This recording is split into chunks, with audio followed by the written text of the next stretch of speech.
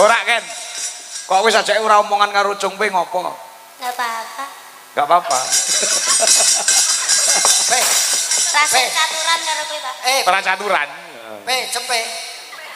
Cungpe kok cempe medake. Kowe iki tiba tuwa, aja sok marai kaya ngono. Lah kuwi geger mergo rebutan lanangan kok kuwi ya. Oh iya ta. Uga Bunda Santi iki ya. Wah, transfer 200.000 nduk niken. Bunda Santi sing ana Jakarta. Nggih. Nah, nyuwun lagon Kusuma Wijaya. Nduk sapa jenenge iki? Prima karo Mbak Cengpe sing urung jumeneng. Ayo. Nggih. Nah, disupati yo. Ben ngadeg Mbak Prima dengan Mbak Retno. Dikareng. Iki saka Mbak Santi 200.000 kon maringke Mas Nanang tunanetra. Oh iya. Apa ya ngerti jet to cah iki? Ngerti. Saka Mbak Santi saka ing Jakarta, bundane niken. Nyale. Nggo Nanang tunanetra. Ya. Besok nggo menake mripat ya. Benakne mripat. Apa iso dibenake ana apa enek bengkel mripat iki? Ada. Ngendi? Ono. Ada di apa dokter mata itu ada. Oh, dandakno mripatmu nang gen Diganti moto Naruto ngono kae lho Mas Ati. moto Naruto. Ora Ken. Kok wis ajake ora omongan karo Cungpe ngopo? Enggak apa-apa. Enggak apa-apa. Rasa caturan karo kowe, Pak. Ora caturan. Cempe. Cungpe kok cempe medake. Kowe iki tiba tuwa, aja sok marai kaya ngono. Lah kuwi geger mergo rebutan lanangan kok kuwi ya. Oh iya ta. Enggak ngapa lek. Saiki gelem karo kuwi ora apa. Kowe kekno. Kowe tak garap dhewe. Aku gelem karo Mas Pardi. Kok sapa? Pardi. Parti iki sapa? Mas Pardi Arti. sayang. Siapa Pardi? Pak Ardi kok Pardi. Nah, Pardi. Ya, Pik. Heeh, tapi wis akur kok wingi wis akur cah loro wis akur. Ya, jobone, Pak. Jobone. Ora ya kuwi lahir batin tulus tresno kuning sampeyan. Alah, telek. Wis Pardi pen ra apa. kok sik kowe kok naksir Ardi iki lho. Apa iso digarap? Wong ketoke lak kowe wis meko. Yo iso ngene-ngene lah yo nek Oh, dikumsik ya. jek gurih lho. Dikom dinget sik ngono sik gurih. Terus dideplok. Wah. Ya ora apa-apa kok tambah-tambah mendem. Ya, iki go iki Van Gareng Semarang dari Jakarta monitor. Oke. Mas Sukri Hono Coroko. Walah, Den Sukri. Iya. Nggih, matur. Yo, lagune Kusuma Wijaya. Engko bar iki gek nutukne lakon yo. Iki lakon pamundhut saka panitia. Wah, ngono ya. Matur sembah nuwun, engko disambungkeun goro-goro. Ki arta saka Mbak Santi 300.000 ge diparingne karo genduk niken. Oh, ngono Ya, kalau sawangan mendung mendiung kaya gawe payung no. Oh ya.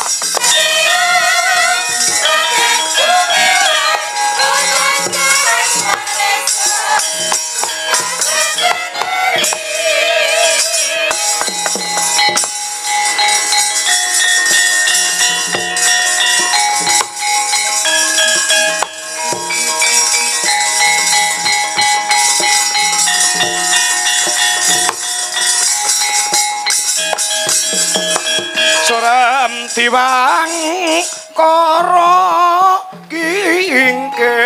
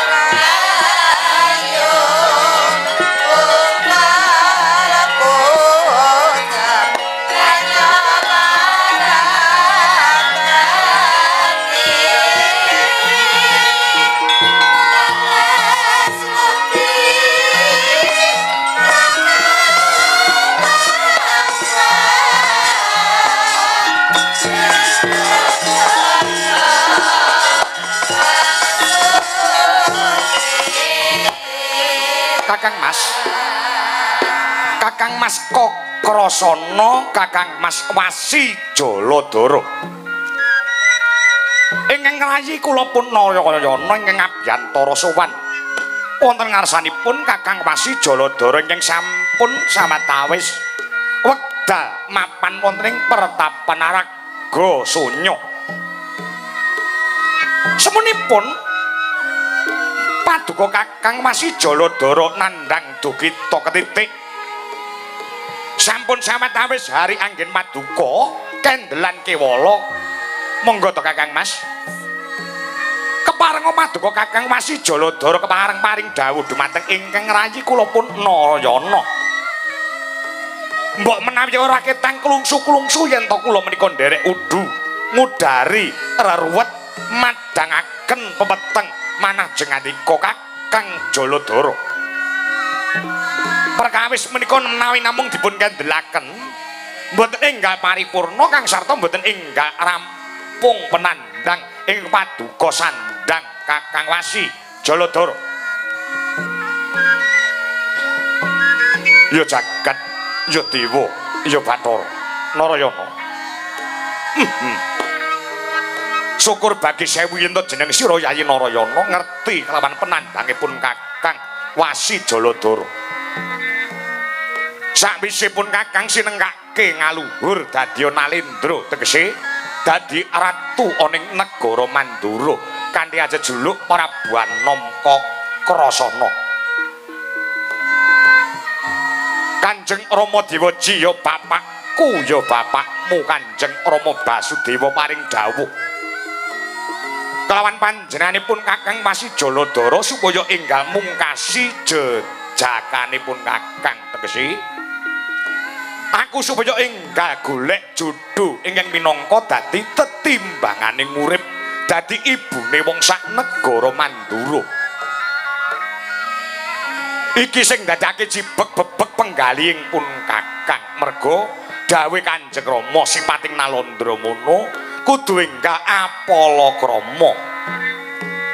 Inggih. Menika leres menawi dados pangandikanipun Kanjeng Rama Prabu Basudewa ingkang tumanduk dumateng paduka Kakang Wasi Jaladara. Nuwun sewu. Menapa sampun wonten sipating manudya ingkang mlebet wonten telenging nala wis Narayana.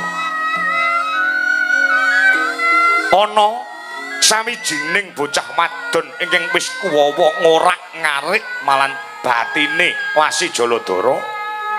Sinten Kakang Mas? Ora ana liya. Putri saking negara Mandaraka. Putrane ingkang sinuwun Prabu saya Yayi Erawati. Erawati yo.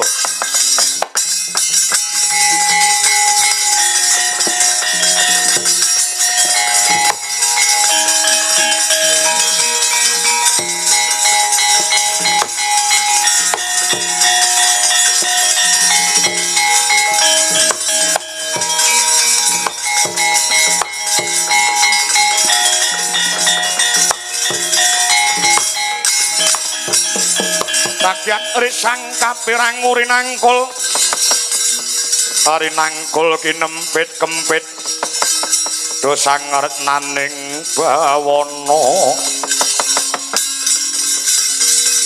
dosa ngretnaning bawana ya si tukang walangadi ya si tukang ngenesing jas ya si tukang kudu garing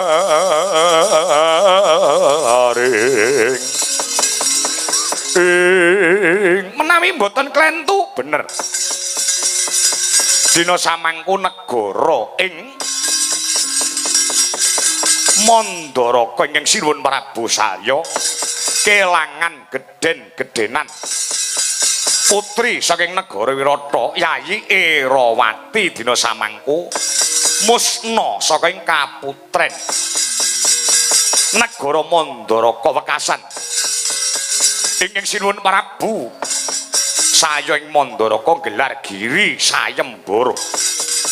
Baya sapa kang bisa nemnokake kang sarta nggawa bali kanthi rahayu wilujeng putri ing negara Mandara kok Yayi Erawati yen sipating manudya bakal dianggep sedulure Yayi Erawati ewadene yen to sipating kakung utawa sipating jalu bakal diwenangake mengku garwa mongko dina samangku awit pawisik sing tak tampa Narayana saka ngarsaning pukulun Bathara Brama dina samangku Yayi Erawati widibradat dening Duratmaka diplayokne ana ing negara Tirta Kadasar. Tirta Kadasar ki ngendi aku ora tau weruh.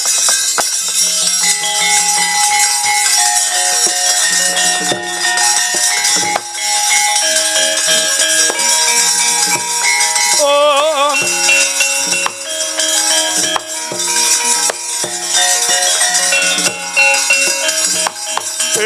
ai